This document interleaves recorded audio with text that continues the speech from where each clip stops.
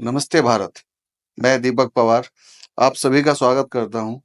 संवाद के नए कार्यक्रम में 2025 की पावन बेला पर हम आपके लिए लेके आए हैं एक और सीरीज संवाद, जिसमें आज हमारे मुख्य अतिथि हैं भारतीय जनता पार्टी किसान मोर्चा के प्रदेश उपाध्यक्ष माननीय देवी सिंह राणा जी। आज हम देवी सिंह राणा जी के साथ विचार विमर्श करेंगे, चर्चा करेंगे और जानेंगे उनके निजी अनुभव और व्यक्तिगत विचारों के बारे में। तो अब उनके बारे में और इससे ज़्यादा मैं क्या कहूँ, मैं लेके चलता हूँ आपको देवी सिंह राणा जी के साथ। और सबसे पहले तो मैं उनको धन्यवाद कहना चाहूँगा कि उन्होंने हमारे लिए समय निकाला और हमें समय दिया। दीपक जी, बहुत बहुत धन्यवाद आपका। और मैं आपके इस कार्यक्रम के लिए बहुत बहुत शुभकामनाएं देता हूं और मुझे विश्वास है कि आप जिस कार्य को करते हैं बड़ी प्रवीणता से करते हैं और उत्तमता से करते हैं। इस संवाद में भी हम और आप साथ हैं। मैं आपके सभी प्रश्नों के लिए तैयार। सच हूँ। तो भाई साहब, तो इस चर्चा को अब आगे बढ़ाते हैं, शुरू करते हैं संवाद। ये पहला इस वर्ष का हमारा पहला एपिसोड है, तो जिसमें हम दोनों लोग संवाद करेंगे और मैं जानना चाहूंगा आपकी व्यक्तिगत जीवन, यात्राएं, संघ, भारतीय जनता पार्टी, वो एक पूरा जो लंबा सफर है, एक जो जर्नी, एक यात्रा जो रही है स्टार्टिंग से, उसके बारे में मैं आपसे 1 to 1 जानना चाहूंगा कि कैसे एक व्यक्ति संघ में गया, फिर भारतीय जनता पार्टी में, तो वो यात्रा कैसी रही। तो सबसे पहले व्यक्तिगत जीवन के बारे में मैं जानना चाहूंगा। आप किस परिवेश से आते हैं, क्या पृष्ठभूमि है हमारी, तो उसके बारे में थोड़ा प्रकाश डालिएगा पहले। दीपक जी, हमारा जो देश है वो ग्रामों से बना है और ग्राम जो है, जो गांव बोलते हैं, वो गायें से बने हैं।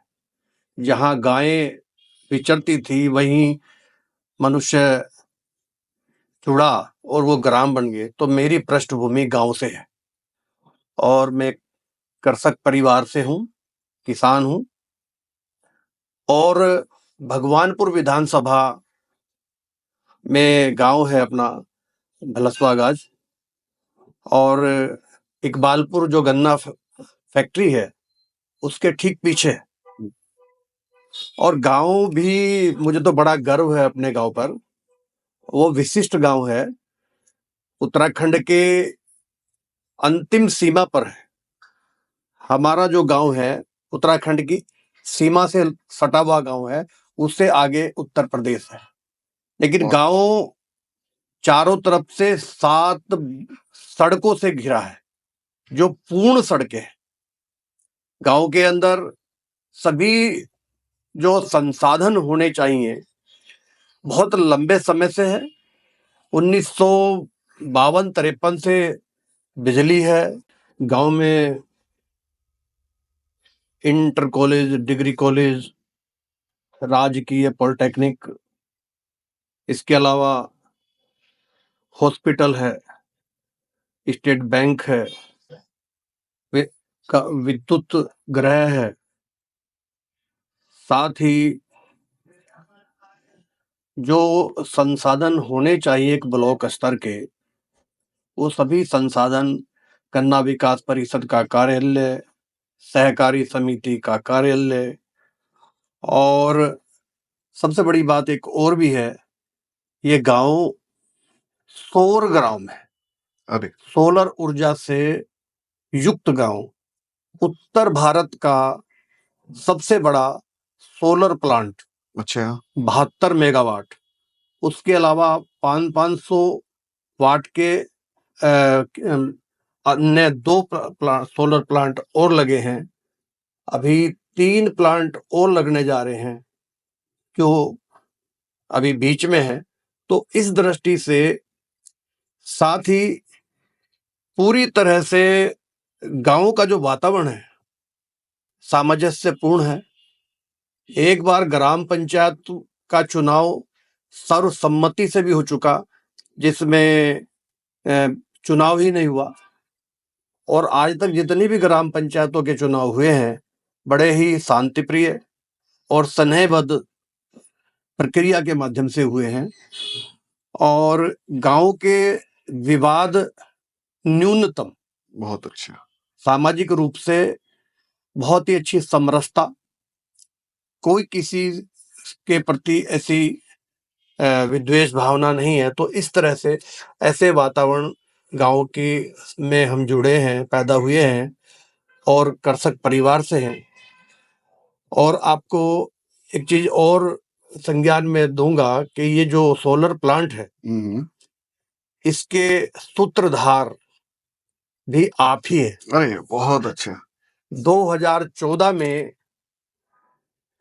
यशस्वी प्रधानमंत्री नरेंद्र मोदी जी के प्रधानमंत्री बनने के बाद उनका जो एक विजन था सौर ऊर्जा, तो जब उन्होंने उसको रखा तो उस समय हम काफी संघर्ष से खेती में, कृषि में मजदूर आदि की समस्याओं से जूझ रहे थे।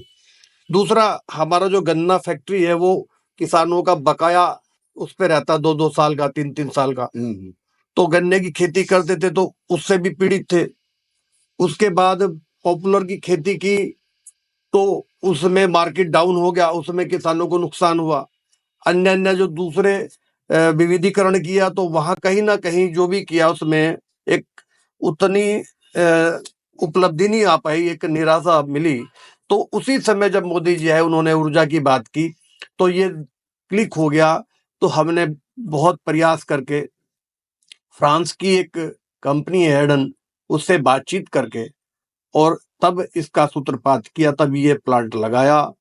ये लीज पर है, गांव के किसानों की लगभग 2000 बीघा जमीन में ये प्लांट है और ये 27 साल की लीज पर गई हुई है। ओके। तो इस समय उस खेत में, जमीन में बिजली का उत्पादन होता है। बिजली का उत्पादन, आप ये कह सकते हैं कि आप सौर ऊर्जा का उत्पादन कर रहे हैं। जी जी, यानी हम कृषक तो हैं लेकिन विद्युत पैदा करते हैं। बहुत बहुत अच्छा, बहुत अच्छा। तो इस दृष्टि से अच्छा, किसान तो परिवार से राणा जी, मैं आपसे ये जानना चाहूंगा, राजनीति में आने का क्या ऐसे संयोग बने कि आप राजनीति की तरफ, या फिर आप स्टार्टिंग से एक मन था कि राजनीति में ही जाना है, क्या ये संयोग बस हुआ है?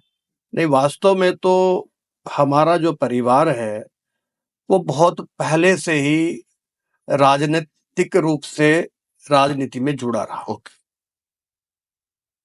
मेरे जो चाचा जी थे तो वो सहारनपुर की राजनीति में इतने सक्रिय भूमिका में कभी थे कि राम शरण दास जी, चौधरी यशवीर, वो क्या कह रहे हैं, काजी रशीद मसूद जी और चौधरी साहब से पहले वो उनका बहुत नाम था, ठाकुर केर सिंह जी का।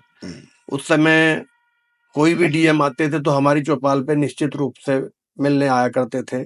उसके उनका देहावसान के बाद कुछ समय पारिवारिक रूप से राजनीतिक से दूर रहा। तो उस अवस्था में जब हम पढ़ रहे थे तो तब संघ से जुड़ने का हमें सौभाग्य प्राप्त हुआ, राष्ट्रीय स्वयंसेवक संघ से। उस समय गांव में संघ की कोई ऐसी कहीं पहचान नहीं थी। रुड़की शहर में संघ का कार्य था, शाखाएं लगती थी। तो उस समय हमारे विस्तारक संगठन से आए, गांव में हमारी चौपाल पर आया करते थे, हमसे मिलते थे, 2-4 बार आए, बातचीत करके चले गए। फिर एक दिन उन्होंने हमें कुछ जानकारी दी संघ के बारे में और हमें कहा, मुझे कहा कि 2-4 लोगों को और को लेकर आओ। तो फिर हम ले आए, बैठक में बातचीत हुई तो हमें उनकी बातें अच्छी लगी। 2-4 बार आए, फिर उन्होंने एक बार शाखा कर लगवाई तो हमें उससे पता लगा कि, और धीरे धीरे फिर हम जुड़ते चले गए संगठन में। तो अच्छा, उस समय ये 86 के दौर की बात है, उस समय की 1986 की। तो उस समय मेरे पास मोटरसाइकिल भी थी, तो उसकी वजह से भी हमने फिर संगठन का काम बहुत तेजी से पूरे क्षेत्र में शाखाएं लगवाई। पहले उस समय मैं सह मंडल कारवा रहा, फिर काफी समय मैं मंडल कारवा रहा। जब हमारा मेरठ प्रांत हुआ करता था, वहां समरसता महाशिविर लगा तो उसमें अपनी बहुत सक्रिय भूमिका रही, उससे संगठन में भी पहचान बनी। धीरे धीरे फिर हम खंड में, भगवानपुर खंड के खंड बौद्धिक प्रमुख रहे, तो हमारा जो भगवानपुर खंड था काफी पिछड़ा क्षेत्र था, तो उसमें 6-7 नदियां रहती हैं उधर। तो हम उन नदियों में पार कर करके पैदल ही, कोई पुल नहीं हुआ करता था, और तब गांव में संपर्क करते थे और संगठन का काम खड़ा करते थे। वहां पर शाखाएं खड़ी की। उस समय ऐसी स्थिति थी, अगर एक बैठक भी करनी होती थी तो हमें 3-4 दिन पहले लगना पड़ता था। बड़ा संघर्षपूर्ण रहा होगा हाँ, उस क्योंकि उस समय। समय फोन नहीं थे, लैंडलाइन भी फोन नहीं थे, तो व्यक्तिगत रूप से जाके मिलके तब बैठ के क्या करते थे। तो इस प्रकार फिर संगठन से जुड़ना हुआ, और धीरे धीरे फिर अपना संघ में अपनी एक पहचान बनी, तो उसी में हम रमते चले गए। तो अभी जैसे कि मैं देख रहा हूँ, अभी तो हम भारतीय जनता पार्टी में हैं, तो संघ से भारतीय जनता पार्टी की यात्रा ये कैसे? क्या भारतीय जनता पार्टी जैसे संघ का एक अभिन्न अंग है, तो संघ के बाद भारतीय जनता पार्टी में आना अनिवार्य है? उसके बारे में थोड़ा सा बताइए। नहीं है, ऐसा तो कुछ नहीं है। वहां पर तो पूर्णकालिक भी काम करते हैं संगठन में। तो दरअसल क्या हुआ कि कुछ मेरे पिताजी का देहावसान हो गया, तो थोड़ा सा मैं निष्क्रिय सा रहा कुछ वर्ष। तो तभी ये 2017 में दिसंबर मास में हमारे घर मेरा सौभाग्य हुआ कि हमारे बहुत ही वरिष्ठ हमारे जो हम बहुत ही सम्माननीय रहते हैं, श्रद्धेय हमारे प्रांत प्रचारक जी का मुझे फोन आया कि राणा जी कहाँ हैं। मैंने कहा भाई साहब मैं घर पे हूँ। तो उन्होंने कहा मैं आ रहा हूँ, वहीं पर मिलना, भोजन करेंगे साथ। तो भाई साहब आए। तो आने के बाद उन्होंने कहा कि इतना काम करने के बाद, इतना सारा सब चीजें होते हुए घर बैठे हो, और चलो कपड़े उठाओ और मेरे साथ गाड़ी में बैठो और देहरादून चलते हैं, कहीं ना किसी संगठन में काम करना। तो मेरे सामने बड़ी स्थिति थी, मना भी नहीं कर सकता था, लेकिन उस समय परिस्थितियां ऐसी थी कि मैं उस समय बिटिया के लिए रिश्ता देख रहा था। तो फिर मैं गया, 2 दिन बाद मैंने समय ले लिया भाई साहब से, और फिर भाई साहब से कहा कि भाई साहब मुझे अगर काम करना है तो हरिद्वार जिले में दे दीजिएगा। इस समय मेरी जो पारिवारिक परिस्थितियां हैं वो वहां पर देहरादून के लिए सहज नहीं है।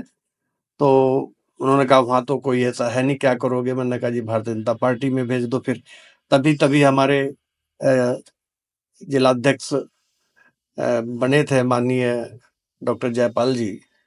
तो मैंने उन्हें जब कहा तो पहले तो गुस्सा हुए, बहुत मना किया कि उस, फिर कहने लगे, जब मैंने कहा भाई साहब वहाँ भी अपने लोग, संगठन के लोग जाएंगे तो अच्छा ही रहेगा।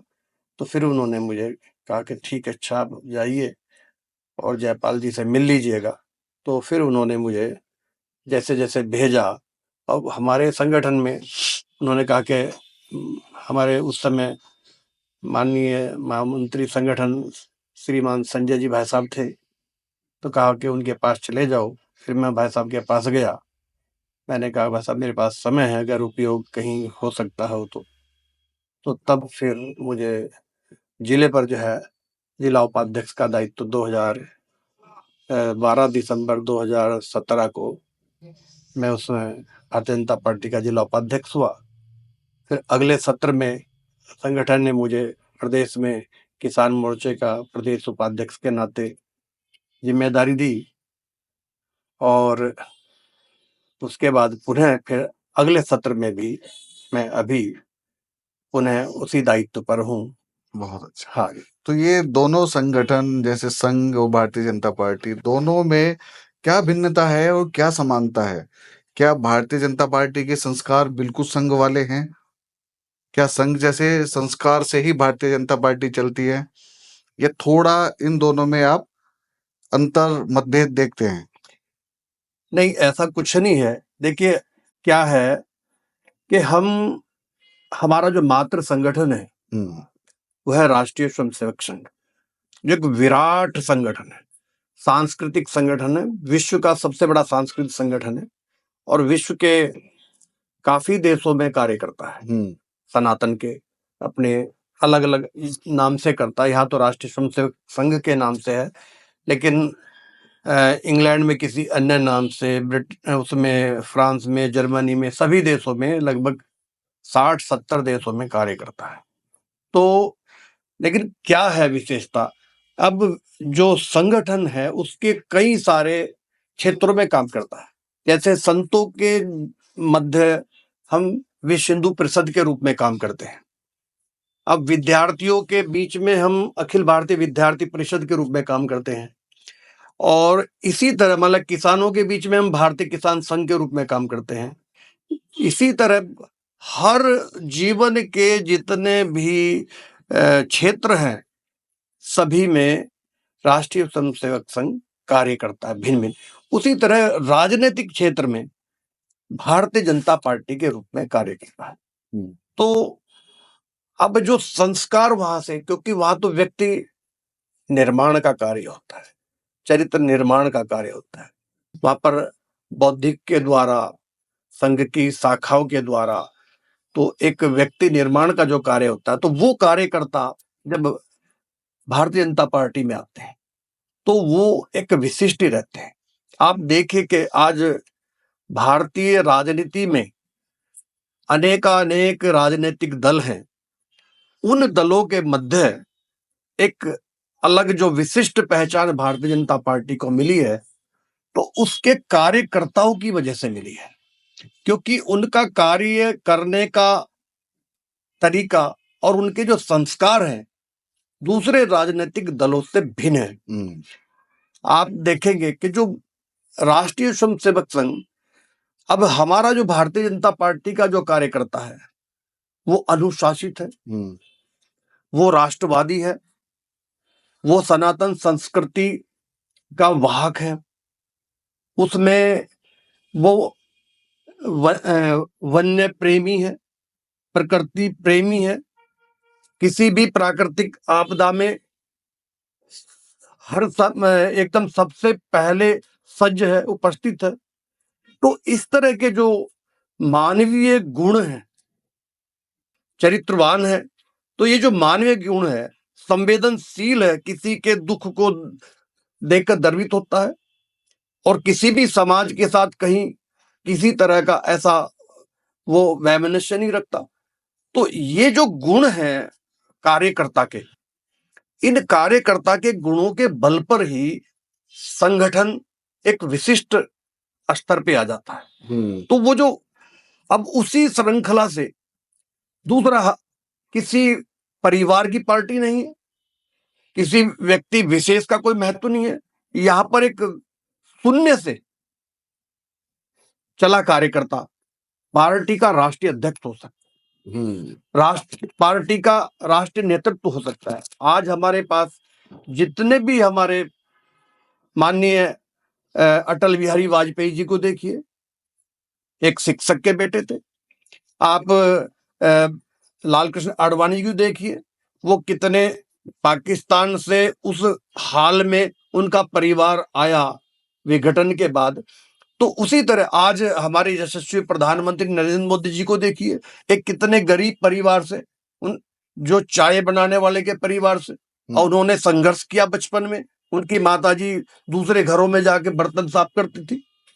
ऐसे न्यून श्रेणी से आज व्यक्ति पार्टी के शीर्षस्थ नेतृत्व में है और आज विश्व का सबसे बड़ा नेता के रूप में है। तो ये सब क्यों बन पाया? क्योंकि उनके अंदर उसी संघ की शाखा से संस्कार भरे गए। बिल्कुल।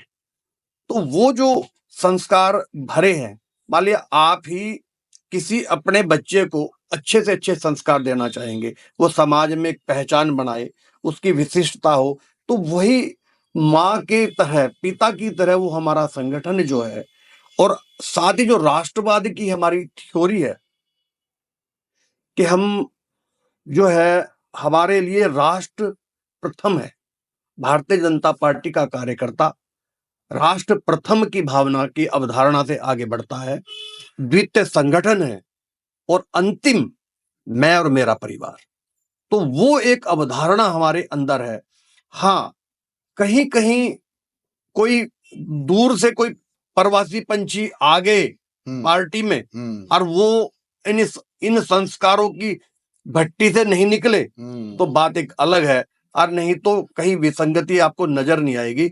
सबसे पहले समाज के साथ मिलजुल कर समरसता की भावना, हमारा संगठन बोलता है समरस। दो चीजें होती, तो सामाजिक हम सद्भाव, सामाजिक न्याय, लेकिन समरस, जैसे खिचड़ी में दाल और चावल एक होकर समरस हो जाते हैं, उसी तरह हम उस अवधारणा को लेकर चलते हैं कि समरस की भावना। ऊपर से आप देख रहे कि हम सबका साथ, सबका विकास और सबका विश्वास लेते हुए आगे बढ़ रहे हैं। और ये इसके साथ हमारी जो पार्टी का जो नेतृत्व है, पंडित दीनदयाल उपाध्याय जी, श्यामा प्रसाद मुखर्जी, उन्होंने हमें राष्ट्रवाद और एकात्म मानववाद, पंडित जी का तो ये विचार था, कथन था कि जो झोपड़ी, गरीब से गरीब व्यक्ति की जो झोपड़ी है, उस झोपड़ी का वो कोना जहां अंधकार है, हमें उसमें भी दीपक जलाना है, वहां तक प्रकाश पहुंचाना है। उस लक्ष्य को लेकर आज पार्टी आगे बढ़ रही है। आज हमारी केंद्रीय कोई भी योजना देख लीजिएगा आप, जो गरीब कल्याण के लिए है, ऐसा ही नेतृत्व हमें उत्तराखंड में एक सामान्य सैनिक परिवार से हमारे पुष्कर सिंह धामी जी, पूरे आज विश्व भारत के जो अच्छे मुख्यमंत्री हैं, जो टॉप 5 में आज वो उनका भी स्थान है। तो ये सब चीज उस जो संस्कारों की भट्टी है, संगठन के जो संस्कार है, हाँ, संगठन उसी की ये देन है। हाँ, तो संगठन को सर्वोपरि मानते हुए, उनका आदेश स्वीकार करते हुए हम आगे बढ़ते जाते हैं। बहुत बढ़िया, बहुत बढ़िया। तो और इसी के साथ साथ मैं एक चीज और जोड़ देना चाहता हूं, आज जो विकास की गंगा बह रही है, अब ये विकास की गंगा क्यों? क्योंकि पार्टी के अंदर सकारात्मक सोच को लेकर हम आगे बढ़ते हैं। हमारे साथ किसी ने क्या किया, आप देखिएगा, मोदी जी के साथ विपक्ष का व्यवहार कैसा है और मोदी जी का व्यवहार कैसा है, और आज विकास चारों तरफ। अब विकास की जो गंगा है, यह ऐसे नहीं है, ये गांव के खेतों से बह रही है। आप खेतों में जाएंगे तो सोलर से चलने वाले आपको नलकूप मिलेंगे। गांव की जहां पगडंडियां होती थी, वहां उच्च सड़कें बन चुकी हैं। जहां अंधकार रहता था, वहां सोलर से जलने वाली लाइटें जल रही हैं गांव में। मतलब गांव की खाई और शहर की खाई को दूर करने का प्रयास किया जा रहा है, क्योंकि अगर ऐसा नहीं करेंगे तो गांवों का पलायन शहरों में, और शहरों में भीड़ और गांव खाली। तो अगर शहरों की भीड़ को कम करना है तो हमें गांव को उन्नत करने ही पड़ेगा, जिससे लोग वहां टिके, बल्कि ऐसी स्थिति पैदा हो कि शहर के लोग गांव में जाके घर बनाएं और वहां रहें। आपने कोरोना काल में देखा भी होगा कि जिन लोगों ने गांव छोड़ दिए थे, उस विपरीत परिस्थितियों में उन्हें अपने गांव याद आए और उन्होंने अपनी जान बचाने के लिए गांव में वापस आए। तो उस परिकल्पना को भी लेकर हमारी पार्टी चल रही है कि गांव को हमें उन्नत करना है, विकसित करना है, वहां रोजगार खड़े करने हैं, वहां की युवा शक्ति वहीं पर नौकरी की तलाश में ना भागे, बल्कि वहां पर रहकर नौकरी दे किसी को। बिल्कुल बिल्कुल। 2014 से पहले गांव के परिवेश में मुझे किसी शायर की 2 पंक्तियां याद आती हैं कि तरक्की तू बहुत देर से आई गांव में, तरक्की तू बहुत देर से आई गांव में, पूरा गांव शहर चला गया। बिल्कुल, कि तरक्की जब तक आई, पूरा गांव शहर जा चुका था। तो ये है, आज हम पलायन तो रुका ही है। पर्यटन का बहुत अच्छा कार्य हुआ है उत्तराखंड में। ऊपर पहाड़ में जितने ग्रामीण हैं, वहां पे भी बहुत अच्छा कार्य हुआ है, पलायन रुका भी है। बहुत अच्छी योजनाएं हैं, उसमें तो कोई संशय वाला है ही नहीं। तो राजनीतिक, हमने व्यक्तिगत जीवन के बारे में बात की, हमने राजनीतिक, संगठन, कार्यकर्ता, ये सब बातें हो गई। पर उस सब बातों के बीच में जो एक साहित्यकार, जो हमने खोज के निकाला है कि साहित्य के प्रति भी आपका प्रेम और लेखन भी आपका बहुत अच्छा रहा है। मुझे कहीं से एक पुस्तक प्राप्त हुई थी आपकी, जिसका शीर्षक था धुंध। तो वो यात्रा, एक राजनीतिक, फिर संघ, वो लेखन कब, वो पहले था या बाद में आया, वो लेखन के बारे में थोड़ा सा आप। दरअसल क्या है कि लेखन और साहित्य तो ऐसी चीज है, इसे आप सीख नहीं सकते, इसके लिए आपको कोई सिखा भी नहीं सकता। ये तो अंतर मन से, यानी एक ईश्वर के प्रदत्त ही प्रतिभा होती है ये सब चीजें। मेरे ध्यान आता है कि मैं लगभग 14 वर्ष की आयु से लिख रहा हूं, और उस समय मैं, जैसे हम कृषक परिवार से है, किसान परिवार से, तो मैं हमेशा ही उस समय कागज और पेन रखता था साथ में। तो शुरू में तो हम वो कच्ची पेंसिल आती है वो रखते थे, फिर बाद में कई बार ऐसा हुआ, एक बार की तो घटना मुझे ध्यान आती है।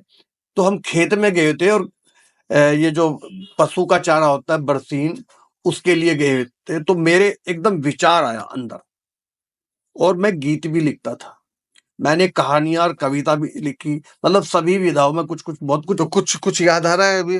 तो अभी बहुत कुछ लिखा था, तो मैं वो बता रहा था। तो विचार आया, तो कई बार क्या होता था कि विचार आया और चला गया, अगर हमने उसे लिपिबद्ध नहीं किया। लिपिबद्ध नहीं किया। तो मेरे पास उस समय कुछ नहीं था, लेकिन इतना था, कागज नहीं था, पेन था। तो मैंने एकदम, हमारा ट्यूबवेल था, मैं ट्यूबवेल पे एकदम यार, मैंने पहले कुर्ता निकाला, फिर मैंने बनियान निकाला, और कुर्ता मैंने बनियान को चकरोड़ पर बिछा के मैंने उस पे लिखा 4 कविताएं लिखी अरे बनियान पे। और अब ये इतना लिखते, याद तो आप समझ सकते हैं आप। तो इस तरह का शौक हुआ, तो मेरी बहुत सारी जो, अब व्यस्तता रही, पहले संगठन में लगे रहे, फिर साथ साथ संगठन के साथ साथ उस समय एक किसान संगठन था, उसमें भी जुड़ गए थे, तो उसमें भी काम किया।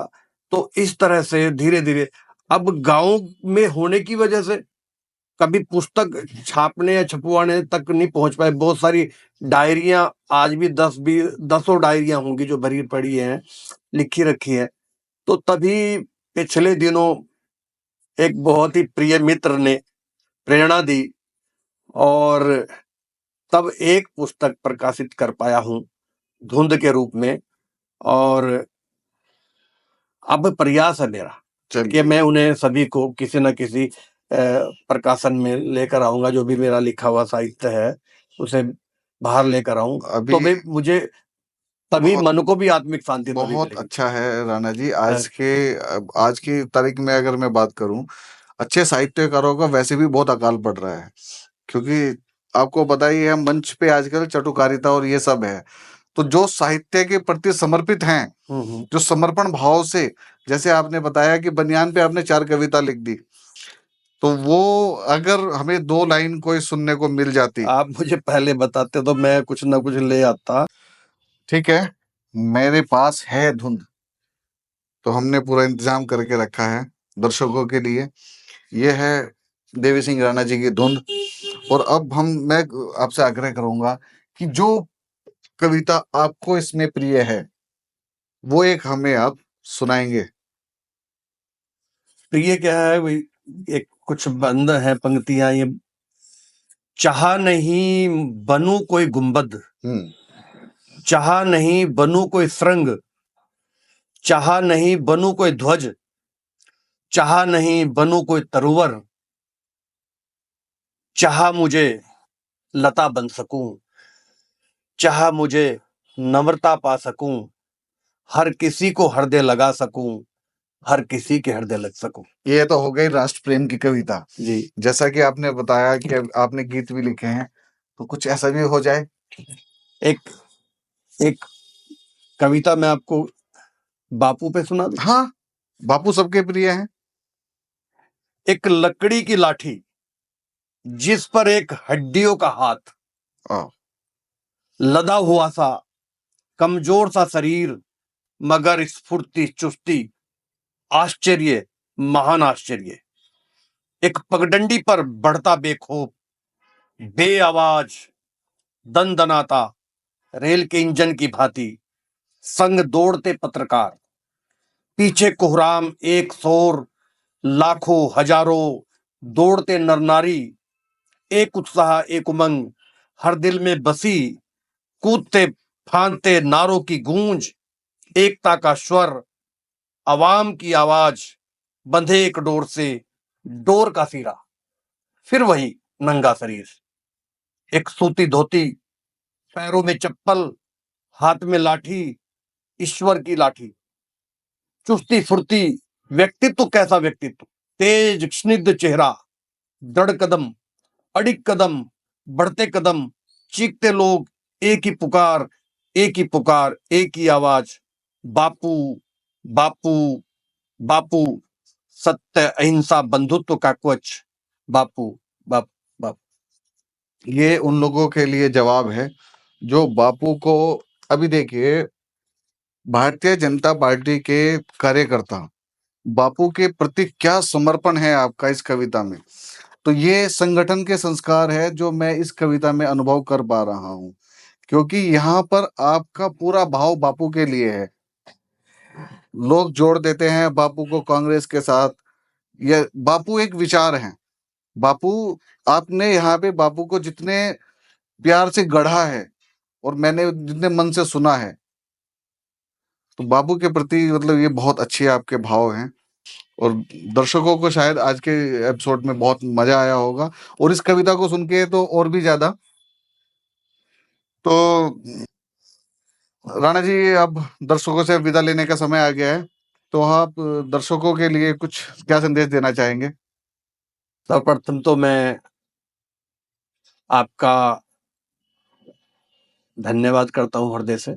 आपने मुझे अपने इस प्रोग्राम में स्थान दिया, सम्मान दिया, स्नेह दिया, और साथ ही संवाद के दर्शकों से मैं उन्हें भी प्रणाम करूंगा और चाहूंगा उनसे भी कि राजनीति या दूसरी चीजें उससे जरूरी है राष्ट्र के लिए हमें तत्पर रहना चाहिए, समाज के लिए हमें तत्पर रहना चाहिए, और राष्ट्रीय सोच और सामाजिक सोच के साथ हमें समाज को आगे लेकर जाना है। वही हमारा ध्येय होना चाहिए। यही मैं चाहूंगा कि हम एकता के स्वर में राष्ट्र के प्रति अपने कर्तव्यों, हम अधिकारों की बात करते हैं तो कर्तव्यों का भी भान रखें, और हम समाज को स्वच्छ रखें और उस दिशा में बढ़े। प्रणाम। तो आज के लिए इतना ही। मिलते हैं संवाद के अगले पॉडकास्ट में एक नए अतिथि के साथ, फिर आपसे जुड़ेंगे हम। नमस्कार, नमस्ते भारत।